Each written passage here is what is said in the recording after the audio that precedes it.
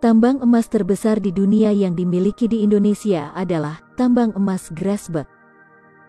Tambang ini berada di Provinsi Papua. Selain menjadi tambang emas terbesar di dunia, tambang ini juga menjadi tambang tembaga terbesar ketiga di dunia. Sayangnya, tambang emas terbesar di dunia ini tidak dikelola langsung oleh pemerintah Indonesia. Hak pengelolaan area tambang Grasberg ini dimiliki oleh Freeport-McMoRan Copper and Gold dengan anak perusahaannya, PT Freeport Indonesia, yang menjadi pengelola langsung dari tambang emas ini. Ketika pertambangan ini dibuka, hingga sekarang, pertambangan ini telah menghasilkan 7,3 juta ton tembaga dan 724,7 juta ton emas. Kalau itu dibagikan pada setiap masyarakat Indonesia, maka setiap masyarakat Indonesia bisa mendapatkan kurang lebih 3 ton emas per kepala.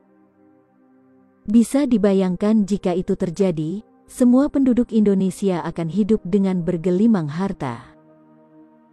Arab Saudi, Amerika, China dan semua negara di dunia tidak akan bisa menyaingi Indonesia.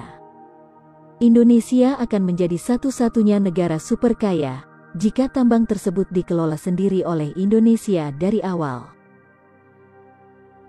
Itu hanya emas, belum lagi tembaga, serta bahan mineral lainnya. Seharusnya nama kota di sana itu bukan Tembagapura, tapi lebih cocoknya Emaspura. Nama Tembagapura diberikan seolah upaya untuk menutupi mineral berharga yang mendominan di sana. Pertambangan ini dikelola oleh Amerika. Dengan kesepakatan awal mula pengelolaan tambang ini, presentasenya adalah 1% untuk negara pemilik tanah dan 99% untuk Amerika sebagai negara yang memiliki teknologi yang melakukan pertambangan di sana. Selain potensi hasil tambang emasnya yang begitu besar, tambang Grasberg ini juga mengandung bahan tambang lainnya, sebut saja tembaga dan perak, dengan jumlah estimasi cadangan kandungan yang ada, dalam jumlah yang sangat besar.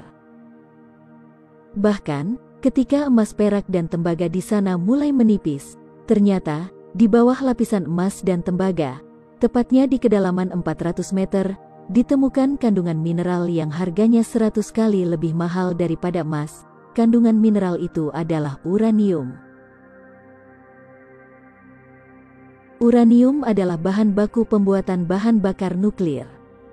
Belum jelas jumlah kandungan uranium yang ditemukan di sana, tapi kabar terakhir yang beredar, menurut para ahli, kandungan uranium di sana cukup untuk membuat pembangkit listrik nuklir dengan tenaga yang dapat menerangi seluruh bumi, hanya dengan kandungan uranium di sana. Seperti yang pernah dikatakan oleh pengamat pertambangan, pada tahun 2005, Freeport sebetulnya sudah mengakui bahwa mereka menemukan uranium, meski katanya tidak signifikan.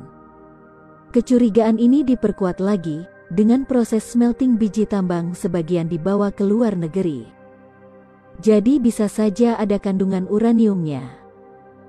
Waktu pihak dari PT Freeport dipanggil oleh DPR, mereka pernah mengakui adanya kandungan uranium, tapi katanya tidak signifikan, porsi uranium itu sangat kecil, jadi tidak ekonomis jika dilanjutkan ditambang. Ya, wajarlah mereka berkata begitu. Di dalam kontrak dengan Indonesia, mereka hanya diperbolehkan menambang emas dan tembaga. Ini akan sangat sulit bagi pemerintah Indonesia untuk membuktikannya. Perusahaan Freeport itu tidak terbuka dan tidak bisa diaudit di Indonesia, namun terbuka di luar negeri. Namun, jika pemerintah bisa membuktikan bahwa Freeport juga menambang uranium, maka pemerintah berhak memanggil dan mengauditnya, karena mereka beroperasi di Indonesia. Kecurigaan bahwa Freeport memproduksi uranium memang bukan hal baru. Pada masa pemerintahan Presiden Abdurrahman Wahid, Freeport pernah dituntut untuk ditutup oleh Menko Equine saat itu.